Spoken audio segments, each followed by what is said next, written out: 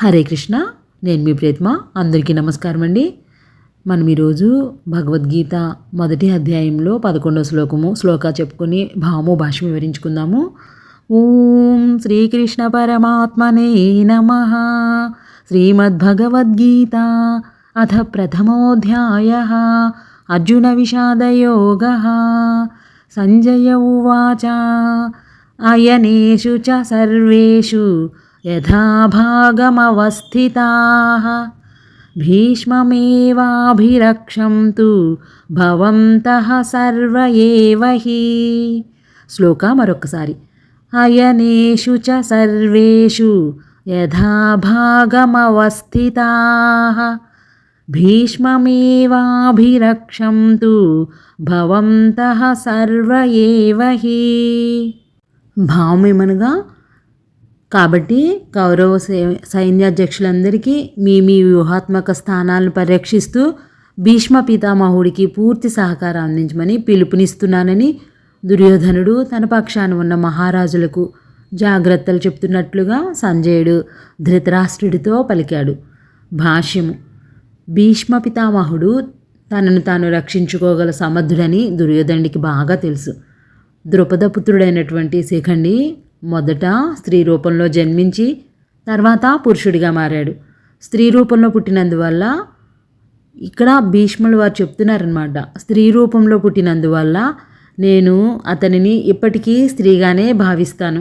వేరే పురుషుడు ఎవరైనాను స్త్రీల మీద శస్త్రాలను ప్రయోగించడు. కాబట్టి శిఖండి ఎదురుగా వచ్చినా సరే నేను అతని మీద శస్త్రాలను ప్రయోగించును అని భీష్ముడు ముందుగానే చెప్పున్నాడు. కాబట్టి దుర్యోధనుడు తన పక్షాన ఉన్నటువంటి మహారాజులందరికీ ఇలా చెప్తున్నాడు, మీరందరూ వ్యూహద్వారం వద్ద జాగ్రత్తగా ఉండి వ్యూహద్వారం నుండి శిఖండి మన సేనలోకి వచ్చిన భీష్మ పితామహుల వద్దకు రాకుండా జాగ్రత్తగా చూడండి.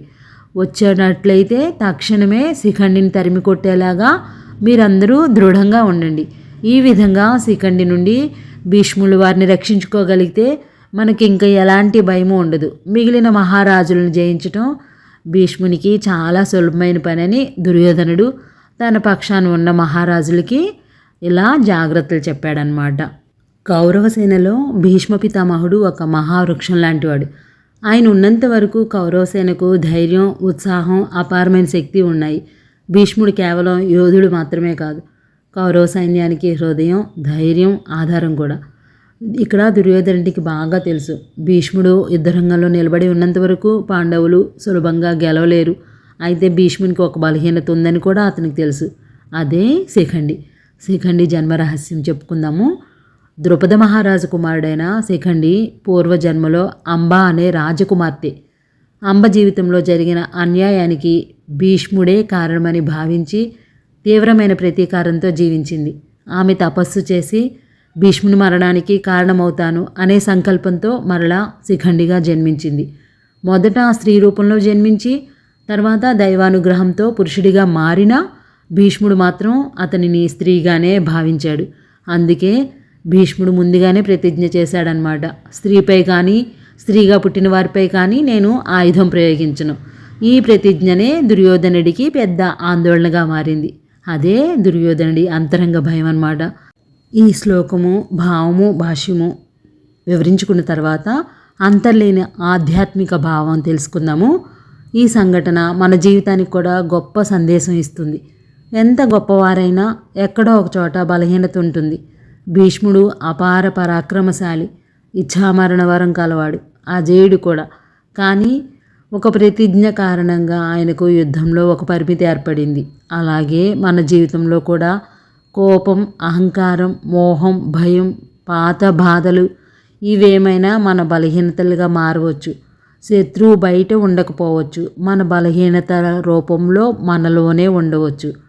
దుర్యోధనుడు శిఖండిని చూసి భయపడినట్లే మనలోని దుర్గుణాలు కూడా మన బలహీనతలను చూసి మనల్ని జయించటానికి ప్రయత్నిస్తాయి. ఇదే దీనిలోని ఆధ్యాత్మిక నీతి అన్నమాట. సర్వే జనా సుఖినో భవంతు.